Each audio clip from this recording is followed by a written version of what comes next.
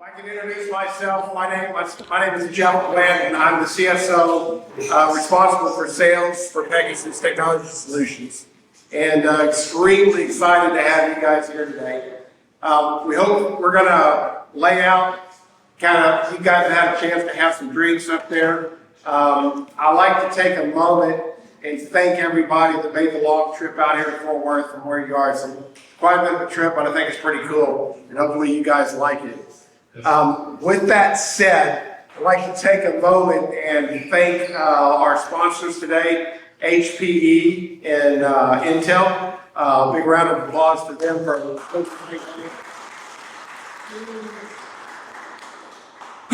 today we're glad, as I said, we're very glad to have you guys out.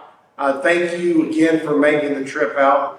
We want everybody to enjoy today. I want to take a moment and thank Hannah for that to put this together for us today. Big round of applause. Today we're going to have we're not going to kill you with a slide deck and that kind of good stuff, but we're going to talk a little bit with HPE today. Malcolm Ferguson, very good friend of mine. I've known Malcolm for a long time. I worked at HPE for a long time as well, but Malcolm's one of the smartest guys I know. And then we got Kermit Maynard from Intel, going to talk with you guys a little bit about what's going on in the Intel world. All I ask is you guys enjoy yourselves. There's appetizers over there to your right, there's drinks there in the back. So with that said, let me introduce Malcolm Ferguson to the stage. All right? For 15 years, I was actually a customer for about 12 years before joining HPE. I used to work with some of the folks here in this room. Where's Brian? Right? There he is. Yeah, we used to work together at a company called Data Return, which we did a lot of exciting cloud before cloud stuff. I was born in Dallas. I went to SMU, got a business degree, hated it, so I got into tech because it's way more fun. But I pretty much spent all my time educating customers on how private cloud is better than public cloud. That's my big statement. The reason why is, first of all, I'm watching Bezos in that boat in the Mediterranean all summer, and I just do not want to give him any more money.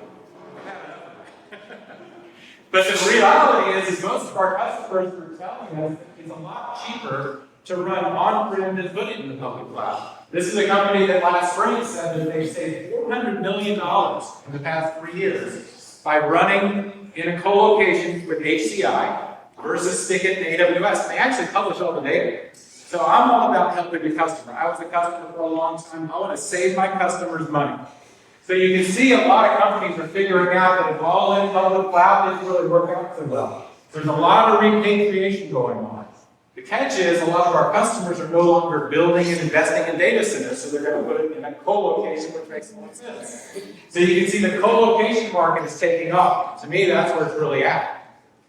And then also, you've got the security issues. Has anybody seen what's happened with Vegas this past week, right? MGM, you go into their casinos, all the slot machines are off, right?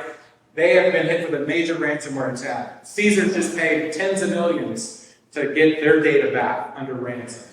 So by being in a secure private cage, you can protect your resources more. And we just announced, it's kind of hard to see here, but we now have 12 billion in our product running as a service in customers' data centers or co-location right now. So if you don't know what GreenLake is, which is a business that's really taking out for us, GreenLake is a consumption model for our products that we sell. Who in here has an iPhone? Okay. Who remembers iTunes? We really don't use that anymore, right? We use the iCloud. We built a cloud platform at HPE. All our products natively connect to it. So you can consume our products as a service with buffer extra capacity on it. Now, at Discover this summer, we have not only announced that GreenLake is really taking off for us, it's grown 45% the past year, but we have a number of new services that complement our GreenLake portfolio that I want to go through if you were not in Vegas with us. Number one is we bought a company called OpsRamp, which is a hybrid cloud management system that we're folding into all our GreenLake offerings. We have expanded our SAP under GreenLake with either a RISE or a non-RISE offering. So we have tons of SAP customers running under GreenLake because they want that private, secure, and a performant platform. We started a partnership with a company called Vast. Vast is a company that was founded by a bunch of NetApp people. And they decided to build a latest generation file service that's superior to NetApp and others. So we've announced a NetApp on HPE GreenLake offering. We of course have our Aruba business, so that's all our wireless and wired edge offering, and we bought a company called Silver Peak, which is an SD-WAN overlay. You're going to see how that complements our business. We also have many customers that are coming to us and saying, look, I want a private cloud. I want a stack of infrastructure. We all know what vBlock is, right? Think of vBlock, but as a service, fully managed, turnkey, the compute, the storage, the networking, the rack itself, including, now they want the data center included in a co-location. So we have two different private cloud offerings, PCE, which is Private Cloud Enterprise, think of that as the big version, and then the Business Edition, which is better for kind of the smaller size deployments. And we announced a partnership with Equinix, where we're pre-deploying, we're actually putting in PCE pre-deployed in 7 different Equinix data centers to where you can consume it in days versus weeks or months, right? Which typically what it takes to deploy and turn up infrastructure that's not produced.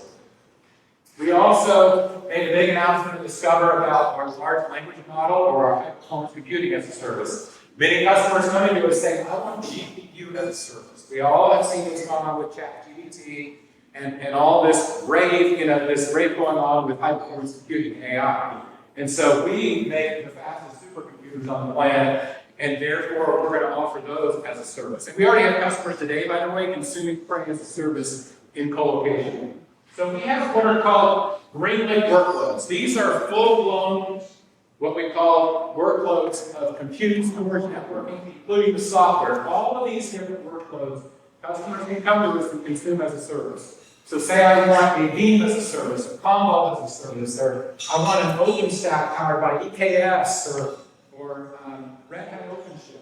I want Nutanix as a service, or I want an HPE VAST as a service. All of these we can help size for our customer and deploy in your data center or co-location turnkey as a service. And again, it's like the iPhone example. It's like Steve Jobs showing up and saying, I'm going to give you a new phone, you're not going to pay for it, and you're just going to use it as a service. The new iPhone 15 came out, what was it, $1,000? What if they say, oh, we're going to buy your old phone from you and give you a new one, and it's just going to be $1 billion every month. There's extra space on it, and you don't get charged until you use that space or up or down. That's green. All these products are designed natively to be consumed as a service. We built our own iCloud. It's called GreenLake Central. It's a true cloud platform that our products are connected to. The ops ramp, just to dig into this, why did we buy ops ramp? Well, we, first of all, were an investor in ops ramp, so we'd already put millions into the company. And we're using it already in our main component of GreenLake when we deployed of monitoring and managing.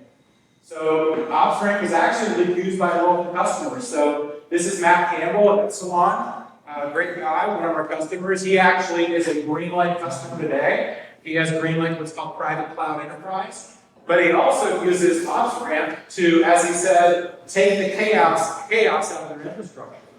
He likes ops ramp because the main thing is it supports a bunch of different stuff, right? He doesn't just have HPE infrastructure. He's got third-party networking, third-party storage, a bunch of different software. He has public cloud estate, private cloud estate. So ops ramp is a really nice platform for Epsilon to keep track of all their IT assets. You have these really nice dashboards you can build into it and show that all your core workloads are running accordingly. So it's got a lot of AI they're doing, of course, in there to automatically remediate issues as they pop up. So we are putting this, and here's like an example dashboard of what it looks like. So you've got different platforms for the company, an ERP, a billing system, etc. So you get the runtime of how it is working. But we are going to continue to offer off-ramp to Matt as he wants it as a pure piece of software, right? And then we're folding it into all our different offerings. because we already really were using it back in. And so we're just now highlighting the fact that we bought the company and now it's integrated into things like private cloud enterprise. So customers don't only just want some hardware, right? They want it to be kind of natively managed as well. The other thing I want to highlight on is our SAP. So forever, we've offered infrastructure for SAP. SAP is the #1 ERP on the planet. It just is. And the latest version of SAP is called S/4HANA. Okay? HANA, by the way, is the database portion of it, and that's their database.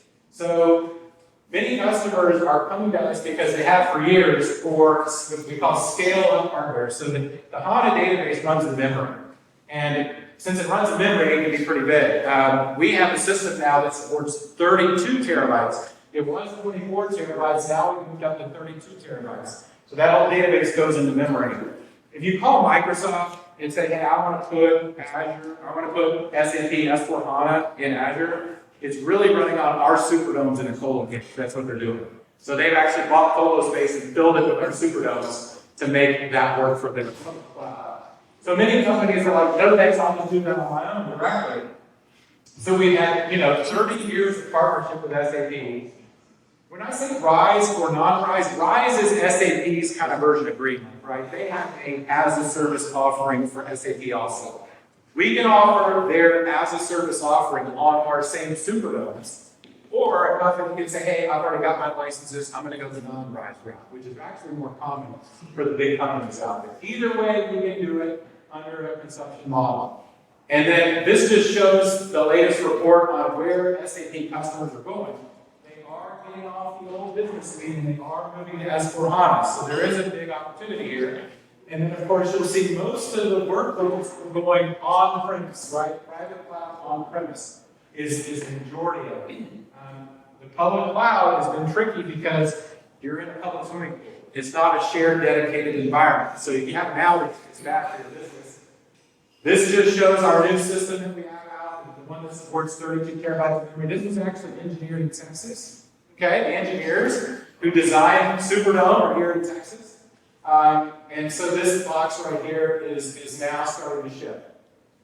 The example customer I've got right here is a company called LyondellBasell, who's out of Houston. They actually came to us a few years ago and said, look, we're out of the data center business, we're cloud first, but we have an old SAP environment. We actually have an IBM AS400. We have a bunch of old applications that we're going to try to build on the cloud. We said, hold on, wait a second. How about we go ahead and size a GreenLake environment for you? We'll do the VMware, we'll do the SAP, we'll do the VDI, we'll do the high performance computing, and you can put your IBM AS400 in the cage. You can put your Palo Alto firewalls and F5 load balancers in the cage. So this is just an example of where we're evolving as a company. We're not just selling servers and storage. This is a full-blown data center that's owned by HPE, the cage is. That's actually CyrusOne Allen. This is not our data center. It's a co-partner we have. But we acquired the cabinet for the customer. We designed it, and then we built it as much as we could with our GreenLake workloads, right? There were 70 workloads we talked about earlier. This has about 8 of them in here out of the 70. And then they were able to put their third-party hardware and software. It's cloud adjacent, so you can use the megaport services in the building to connect to your public clouds. So they love this. They get a bill every month for this. There's extra capacity in all these cabinets for computing, storage, and networking. They don't pay for it until they need it. And we cut from their old data center to this one, we cut it in half. We cut their electrical consumption by 70%. We cut their VMware licenses by 30%. So they were able to equate this sustainable solution to taking 417 cars off the road every year. So there's a big sustainability story here by getting out of old data centers, old infrastructure into new colo. And this is another example. This is our own company's cage. I took this picture. This is me with the Hewlett Packard IT team, as well as PepsiCo. But the point is that these are all customers who I've brought into this colo cage to show off that, look, we used to own 6 Tier 3 data centers, 300,000 square feet of data center space. We sold those 7 years ago. We moved into colo also. So we have 2 co-locations, one in Phoenix, this one in Dallas, the ER site. If you all ever want to come in here, do a tour, meet our IT team, that's our IT team with the Hewlett Packard IT team, saying here's how we did it, so they don't have to recreate the wheel. This was our SAP transformation. We had to consolidate 11 SAP environments in one. That's powering our iCloud. This is our iCloud in Colo. That's how GreenLake is powered with this system right here. But it's not just SAP. We have our VMware environment in here. We have our high performance computing for enterprise analytics. So we avoid egress by keeping all this data inside this cage.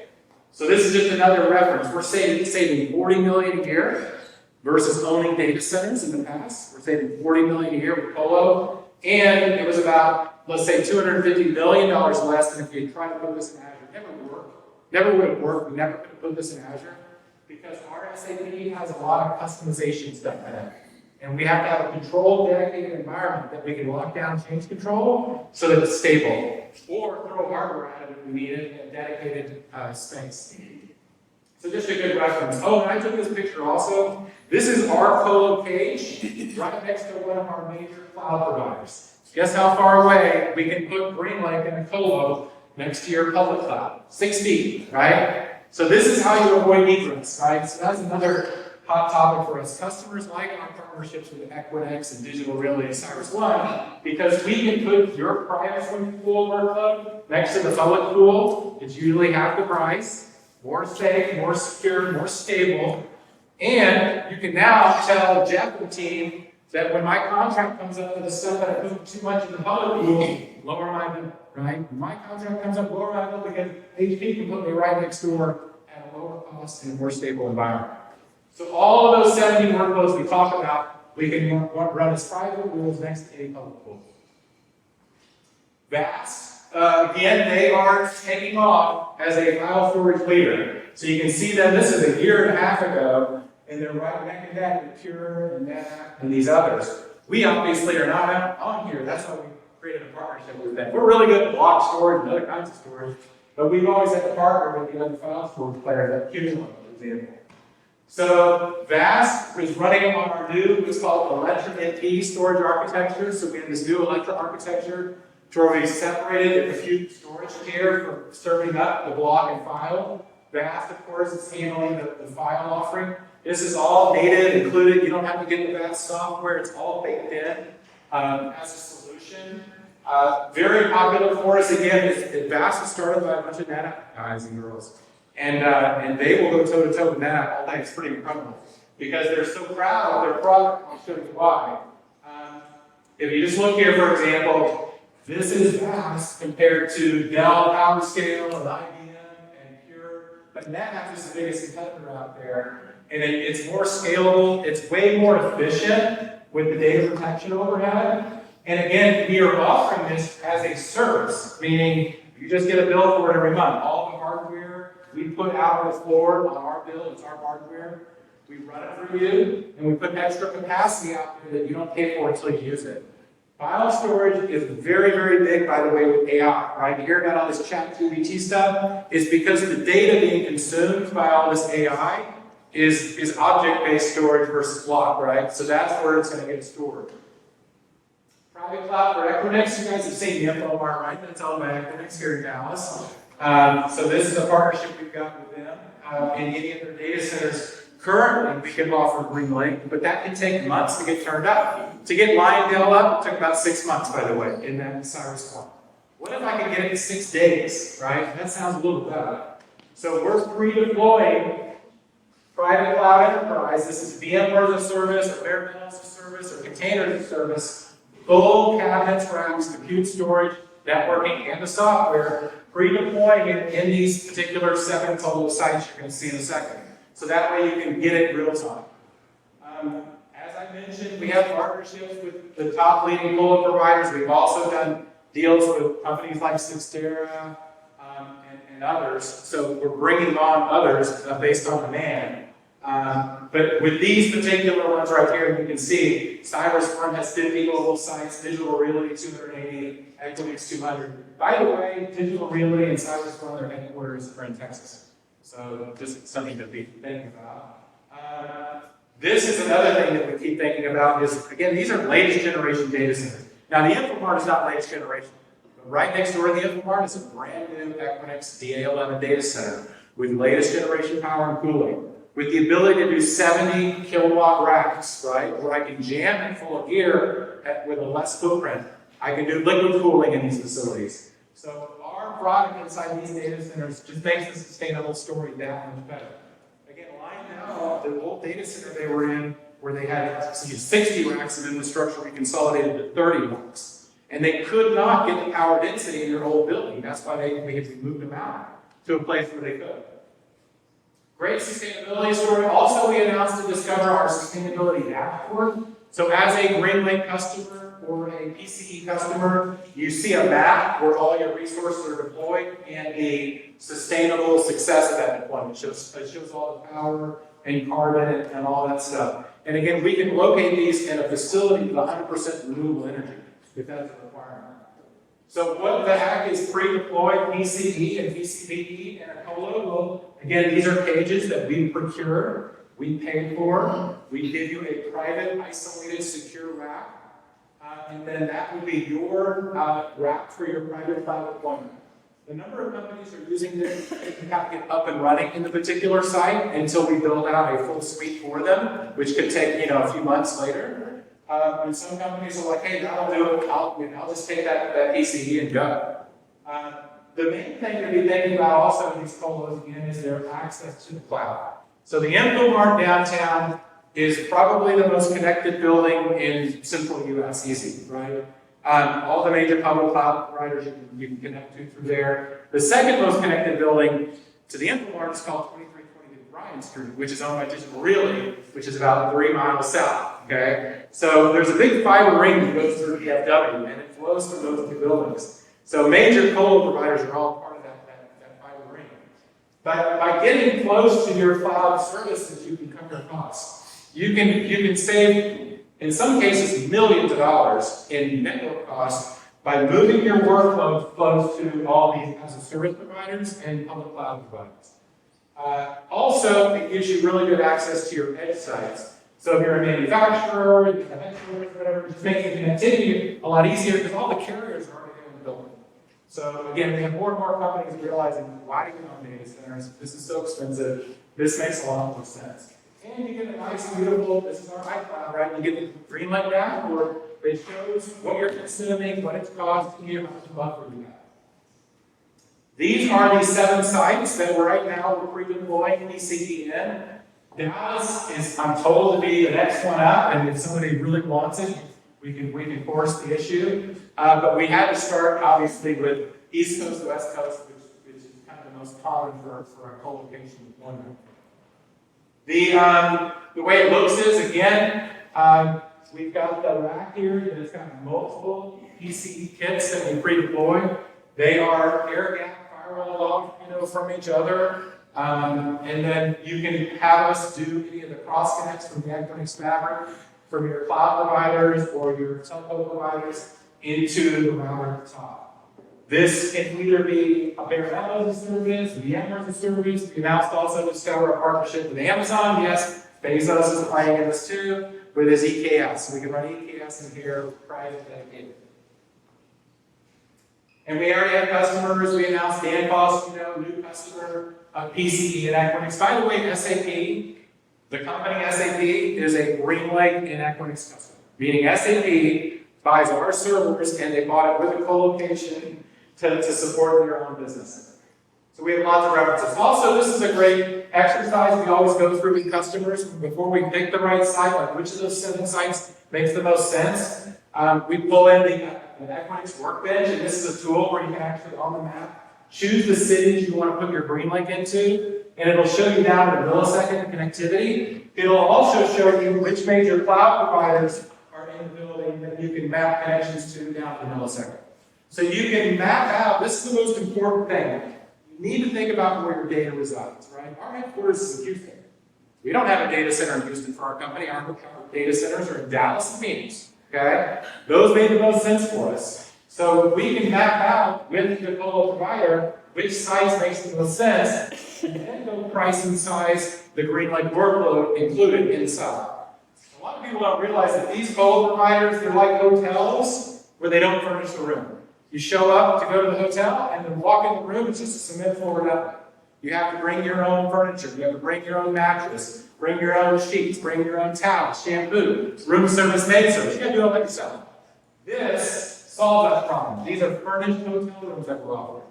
And we can also buy out your old furniture in your room that you brought it into 10 years ago, give you money for it, move you down the room to down the hall to a furnished room. That's why the colo market is taking off. And again, it's about the network cost savings. This is one example of a customer saving 60% cost savings on network optimization by using the colo fabric service, and they're saving $6.7 million annually. I know of a customer actually saving $10 million a month, $10 million a month by using co-location fabric versus legacy MPLS networks, right? So this is the major benefit of being in the building, is the connectivity. The difference between PCE, Private Cloud Enterprise, and Private Cloud Business Edition, again, Business Edition is kind of the smaller, more commercial-sized kit. Enterprise is designed to scale neighborhoods. Both, by the way, are disaggregated. So they're separate compute, separate storage. I'm not a big fan of hyperconverged in the fact that certain hyperconverged, most hyperconverged, when you have to grow it, you have to grow the compute and the storage together. There's no way to break that apart. That gets really expensive if you just need more storage or just need more compute. If I just need more storage with something like a vSAN, I have to pay VMware a tax every time because I have to get a whole new box of CPUs and VMware is going to pay me for those CPUs. Disaggregated is where it's at. With the storage and compute separate, I can just add storage and I don't have to pay VMware anymore, right? So it also performs better and a bunch of other reasons. So both of these are disaggregated. And we've got all kinds of options. We do Intel or AMD, but we've got the new Gen 11 for both of these, and we've broken all these world records with our new Gen 11 systems that are powering them. And then the last thing on the GreenLake Private Cloud Business Edition. By the way, this is our iCloud portal. So as a customer, you're using our products. You actually have this console that we built that shows you my block storage I'm consuming, my file storage I'm consuming, my PCE I'm consuming. I want to do backup, I can just choose backup right here and start backing it up. So it makes it a lot easier to consume our services thanks to our GreenLake Cloud platform. Just some more details about Private Cloud Business Edition. It's turnkey. It's a VMware as a service appliance, right? It's got 6 nines of uptime because of the storage that we're attaching to it. It's got high availability. You have a nice little dashboard on provisioning through it, and monitoring and managing it. So we just try to make it really simple for the customer.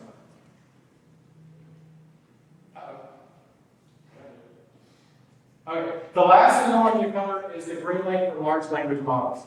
So, first of all, a lot of people really aren't aware. Like this system right here, Frontier, this is the fastest computer on the planet. It's 2.5 times faster than what was the fastest computer on the planet. So HP bought SGI, the other company we bought was Cray. Okay, we're all about Cray computers. Well, Cray, 20 megawatt, $600 million supercomputer for Department of Energy. And it's all liquid cooled. Notice there's no floor tiles in front of it for cooling. Why? It's liquid cooled. You walk up at this thing, it's like vision. It's quiet. No fans. No fans, right? It's amazing. So super efficient. And so we're the leader in supercomputing. We also can do it globally. We also include software, the storage, the fabric to connect it all. So big leader here. Another thing that a lot of people don't realize, if you took the top 20 supercomputers on the planet, there's 20 out of the top 500, 40% of them are ours.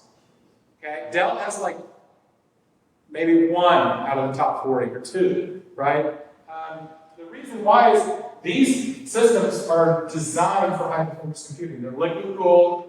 We have these blades that go in here. Those are 8 GPUs in a single blade. See all these little tubes running around it? That's cooling into the liquid to keep it from getting too hot. So we also have a fabric called Slingshot that connects all this together. The only problem is, you know how many kilowatts one of these racks is? 200 kilowatts. Okay. Anybody know what an average data center rack is? 10, 12 at the most, right?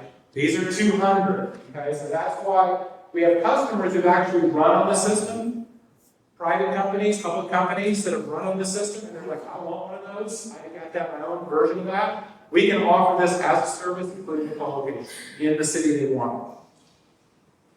This is ExxonMobil that bought one of these just last year. And this is it, and they turned it on in January. This is Michael, who's in charge of this project, showing it off. Now, Exxon actually has their own data center on their corporate campus in Houston. It's full, it's out of power, out of cooling. Look, you can see these guys throwing in spot coolers, right? They really should have said, HP, put this in a cold for us. But they're running it, for their processing and their sizing. So there's all kinds of great use cases for this. The other thing I want to call out is we have a new headquarters in Spring, Texas. So it's about a 3-hour drive from this building, door to door. If you haven't been there, please come down. There's a briefing if you're going to come see our new community center. It's very nice. But my favorite part about it is we've got about 12 megawatts of labs in the building. This is our data center of the future lab. So if you look at these racks here, they're filled with our latest generation Apollo crane systems filled with GPUs. See all those pipes? Water, right? Notice that's a cement floor. No cooling coming out of that floor, right? So this has been very big for us. I want to say we've had about $2 billion worth of sales of high-performance computing since April. Okay? Thank you, ChatGPT. All right? Which, by the way, I'm not going to have to say it, but you should guess what Microsoft uses to train the ChatGPT system. Okay? Take a guess. So this is how we show customers how to use GPU as a service, but efficiently. Huge portfolio. We don't just have one box like Dell does. We've got many different systems for holding GPU. Our newest one, of course, on the Intel side here, the Superdome, which is an Intel-only box, 32 terabytes of memory. We also have this guy here, Intel CPUs and GPUs in it, which is the Cray XT 6500. And then, of course, we're an edge business. Again, you're going to have an edge still to collect the data and then send it into those systems. We're also doing things called digital twins. You guys heard of digital twins? So companies are building basically like video game copies of their buildings, their manufacturing plants. To do a digital twin of a single plant, a large plant, it's going to take about, I would say, 8 racks of systems like this to do the job. So that's part of that backlog. All these customers coming to us going, I want a digital twin of all my factories. Therefore, we need a bunch of infrastructure in the data center, but we also need to connect everything at the edge. Also, if you guys see me, it's on here, we're doing private 5G. So, Lydell, for example, after we did their data center transformation, they have a 60-acre plant outside of Houston that's not connected. 60 acres. You're not going to use traditional wireless to connect a 60-acre site. So we have these carrier on wheels, these private 5G systems we're putting out there to do relays from wireless to 5G to wireless so they can connect everything on the plant. Now you can do a digital twin of a facility that size. And we have a software stack, our machine learning data management development environment to complement the GPU stack of software. So it's not just hardware, it's software and hardware, and we're offering up GPU as a service. So just like the iPhone example I gave, imagine that iPhone filled with GPUs. We're offering that as a consumption model, your data center, or the colo of your choice. And the last thing I wanted to cover is, I keep talking about this liquid cooling versus air cooling. Like Dell's boxes are only air cooled, right? Ours, you can do air, but you can also do liquid. The benefit of liquid is this. You can see a data center built with liquid cooling versus air, the dramatic difference in cost of cooling, in CO2 emissions, dramatically lower CO2 emissions, the power and the space difference, right? I can do 125 racks, which what normally would take 50 racks, by using liquid cool versus air. So it's just good all the way around. And the last thing I did want to mention is we will do free sustainability workshops for your company.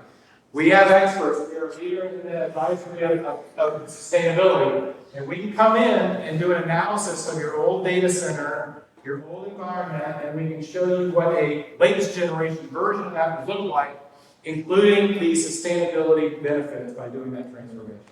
No cost, half day, 1 day. And that's it. Thank you guys for coming. I really appreciate it. And thank you. Thank you. All right, can you guys hear me? All right, awesome. So my name is Kermit Maynard. If you have a question on how I got named that, I'd be more than happy to tell you the story. I still a lot with LSD and hospital visit. I'm just kidding, but thanks for all you guys coming. Really love to see all the faces here. I want to say thank you to Terry and Buck. By the way, everyone's put it all together here, and Hannah for bulldogging, but Terry and Buck here is looking great today. So we're doing a lot of cool stuff at Intel, but I don't have like 30 minutes worth of stuff. I've got like 10 minutes and a story to kind of start out because I think whiskey is just as like American as Texas, right? And I think we all love whiskey just as much as anybody else does, maybe as much as Tennessee people, right? So I wanted to start with a small story. I think it's a very unique story about whiskey. So this is the school that I went to high school in, graduated. It's in Albany, Oklahoma. This little building right here with the white cross on it, that's the gymnasium. This is the high school where 6 through 12 went through. This is a cafeteria, and that's elementary. That's the school today, actually. So there was 88 kids K to 12. 10 graduated in my graduating class. I graduated 11. So I did pretty good. So there's no stores. We had about 1,000 acres of small ranch, comparatively to a lot of people. But the story is my grandfather. So my grandfather's parents came as Sooners. They crossed the Red River in a wagon, the covered wagon, and came over, staked out their 140 acres and for free. They did it illegally because it was 1907 when Oklahoma became a state. And so he graduated from Clarita, which is a town number, at 8th grade, because that's all they had towards 8th grade. And at 18, he decided he wanted to be an entrepreneur and start selling something.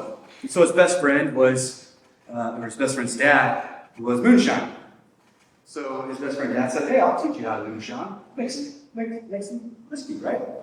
And so he shows them how to do the distillery. They go to the farm inside the barn. They start making moonshine. They start making a good profit, and they start talking to people around town. Very small town, right? We're talking about like less than 200 people.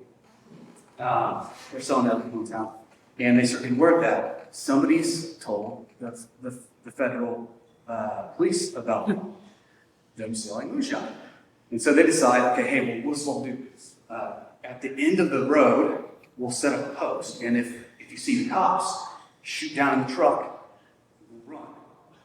Well, it was my grandfather did it on watch, and I guess he was a little too tired from staying up drinking too much whiskey the night before, and woke up with a gun in his face, and it was the federal police, also known as the FBI. So they handcuffed him, took him back to the distillery, handcuffed his friends that were helping make the moonshine, destroyed the still all in front of him right there. And then they went to court for a while, and they had two choices. They could either go to World War II, or they could have jail.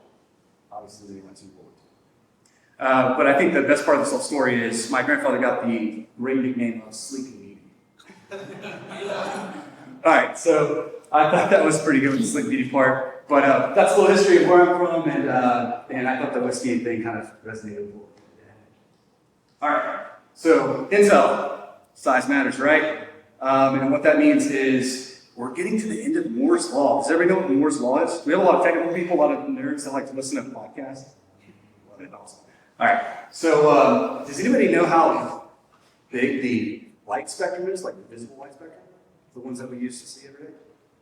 400 to 700 nanometers. Do you know the spacing in that chip right there? 7 nanometers. So light can't even penetrate into where the bridges are at inside of the system. That's mind-blowing that we can do something like that, right? And so we're on our path to what we call 20A, which is basically 1.8 nanometers or something of that nature. And we're doing this very rapidly. We're trying to do it within 5 years, within 5 different process plants, right? Does everybody know the investments we're putting into our manufacturing plants in the US? And in Europe, you got one, $100 billion. So we're bringing back our manufacturing into the US. We're building a plant in Arizona and Ohio so that all of our chips are manufactured in the US and in Europe. There's multiple reasons we're doing that. But what that means is that we're also bringing back a ton of manufacturing employees back into the US. All those nice money suits, right? The manufacturing plant is a little over, it's in that little thing right there, 4 football fields wide. Around. So it's huge, right? I had one question sometime. They're like, hey, since you're having American workers do this, is it going to increase the price because American employees are more expensive? It is not. Running numbers, it's going to be the same price. So that's great. So we're helping bring back manufacturing, and we're going to keep the price where it's at. You guys can ask questions about that. This isn't just. Anybody know what we're doing quantum computing? Do you know what we've done in quantum computing? I thought this was really fascinating. So last year we launched and said, hey, we can actually capture qubits in our silicon. You even know that? So we can take our same silicon manufacturing processes and put qubits in it. And so that means we can scale quantum very, very fast if we can stay still. So we can do this at absolute zero. So the problem is now, and what we're working on is all the components that would connect a computer to other computers, they're not built for absolute zero temperatures. So now we're going to remanufacture all of these components, which is not easy. We're hiring, so if any of you guys are super engineers, quantum's hiring. But I thought that was really interesting. So these are just things that were on the cutting edge. Like Intel's always putting a ton of money into cutting edge pieces. Who knew that Intel's a software company?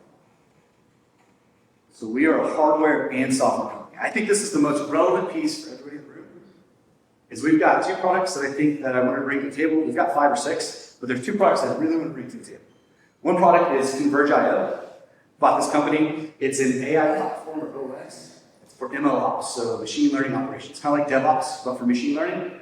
Develop your code, kind of place it anywhere you want. Super, super easy. All right, the other one, and this one is the one that I really like. I've sold into a few large enterprises. It's actually basically free. It's called Granulate. It's a runtime optimizer. So look, what is Intel? I like to give a good NASCAR analogy, right? So you got the driver of NASCAR, everybody thinks about the driver, right? Everybody thinks about the pit crew, the guys that are taking off the wheels really, really fast. They finally figured out that they could just put one single bolt on there instead of 5 on the wheels. And the guys fill out the gas. Well, there's also the whole team in the back tuning that engine to the exact horsepower and getting this is really cool. Do you guys know about the tape that they put on the back of NASCARs? So they found that they could put a little 6 to 12 inch piece of tape on the back of the NASCAR because it's going so fast that tape, the aerodynamics, pushed the bottom of the car down, which gave it just a little bit more traction, which gave it a few more miles per hour, which is huge when you're doing NASCAR. So we're always trying to squeak out every little bit of performance you can get into your CPU, right? And it's a total battle between us and AMD and NVIDIA. We have GPUs just like NVIDIA does. They're coming out now. So you should be thinking about stuff. But with this software, what we're doing is we're optimizing your OS and making it faster. So if you're running any kind of big data workloads, like Databricks or Cloudera or something like that, we're showing somewhere between 20 and 40% increase in speeds, which also means a 20 to 40 decrease in cost. So if I can increase your analytic runtimes, so if I can go from 20 hours to 15 hours, that means you don't need as many servers or as large servers to run this, right? So Intel CPUs with a Granulate on top, you're going to get the best performance absolutely possible out there. So that's why we're getting into the software business, because hardware is getting to a point where Moore's Law is going to end, so we can look at software pieces as well. So that's about it. That was about 10 minutes. I really appreciate all y'all's time. So the things I want you to remember is, I'm asking you about my name if you want to hear about it. I'd love to tell the story. The other part is Intel's investing in the U.S., manufacturing, bringing jobs back in the U.S. I love that. I love that story. All right. And then we're more than a hardware company. We're a software company, right? So please look at our software. And last but not least, don't fall asleep and you look out. It does not turn out good. All right? Well, thank you all. And I don't know what's next.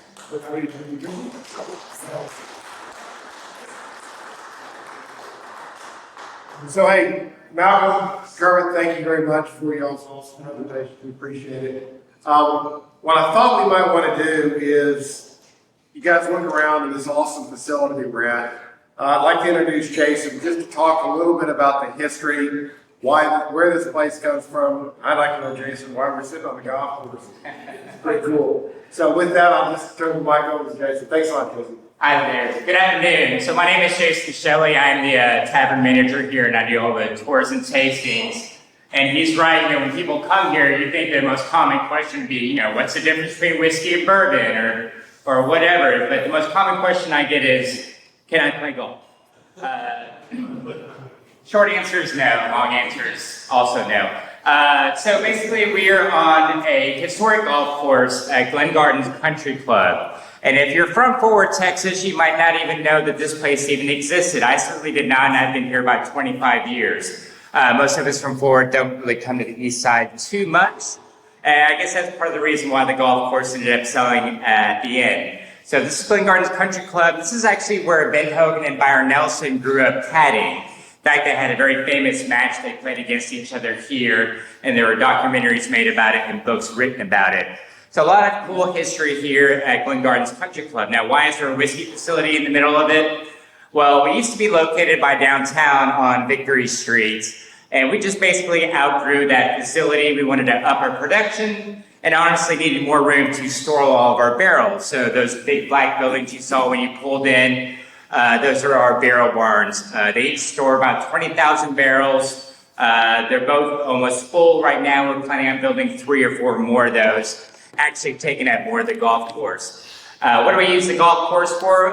We use it for charity tournaments, something like VIP sales stuff. We let the Wesleyan golf team come and practice here, and me and one other distiller play here. That's about it.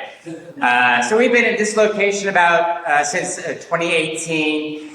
So this is where we make all of our stuff. All the whiskey is done here. We do all the bottling here. If you have a chance to kind of sneak out and check out the still, we actually have the largest still, and we're the largest distillery west of the Mississippi.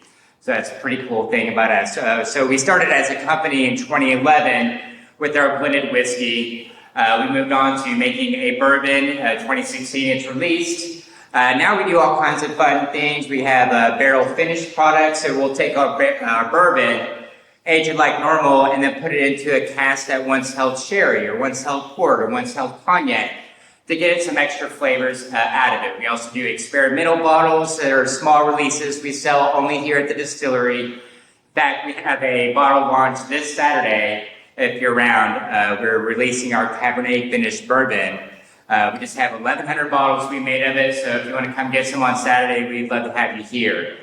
We use this facility, obviously, for production, but we do tours and tastings here every day, and we're open on Wednesday nights, Friday nights, and Saturdays for the general public to come in. So if you're here Saturday, we'll have a few hundred people here. We have bands and food trucks, and it's really a good time to come out and enjoy the facility.